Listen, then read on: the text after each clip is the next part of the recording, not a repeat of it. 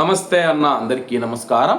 కువైట్లోని పలు ప్రాంతాలలో మనం చూస్తుంటే కానీ విద్యుత్ సరఫరాకు అంతరాయం ఏర్పడుతుందని చెప్పి విద్యుత్ మరియు నీటి వ్యవహారాల మంత్రిత్వ శాఖ ప్రకటించింది.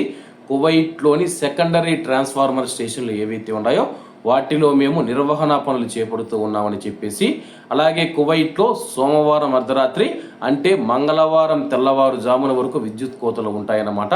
అంటే ఏప్రిల్ 7వ తేదీ అర్ధరాత్రి 1 గంట నుంచి అలాగే మంగళవారం తెల్లవారుజామున 5 గంటల వరకు మనం చూసుకుంటే కానీ మొత్తం 4 గంటల పాటు అయితే విద్యుత్ కోతలు ఏర్పడనున్నాయి.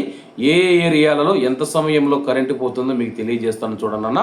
మంగళవారం ఏప్రిల్ 7, 2026 ఉదయం 1 గంటకు అనమాట. అంటే అర్ధరాత్రి 1 గంటకు మనం చూసుకుంటే కానీ ఆల్ రైలో గత 1, ఆల్ కుసూర్ గత 1, అబు ఫతైరా గత 1, ఉఫ్రా రెసిడెన్షియల్ ఏరియా గత 6, ఆల్ అయూన్ గత 1, జాబరాల్ అహ్మద్ గత 5, సాల్వా గత 4, షామియా గత 8, కొర్తుబా గత 3లో మనం చూసుకుంటే కరెంటు సరఫరాకు అంతరాయం ఉంటుందని చెప్పేసి ఈ ప్రాంతాలలో విద్యుత్ మరియు నీటి వ్యవహారాల మంత్రిత్వ శాఖకు సంబంధించిన సిబ్బంది సెకండరీ సబ్స్టేషన్లలో మనం చూసుకుంటే కానీ వాళ్ళు నిర్వహణ పనులు చేపడుతూ ఉన్నారు.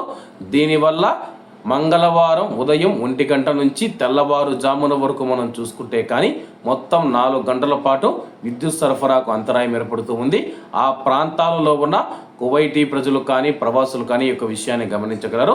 అలాగే కువైట్లో ఏదైనా విద్యుత్ కోతలు ఏర్పడి మీకు సమస్య ఉంటే కానీ విద్యుత్ మరియు నీటి వ్యవహారాల మంత్రిత్వ శాఖకు ఫిర్యాదు చేయాలని చెప్పి అధికారులు తెలియజేశారు.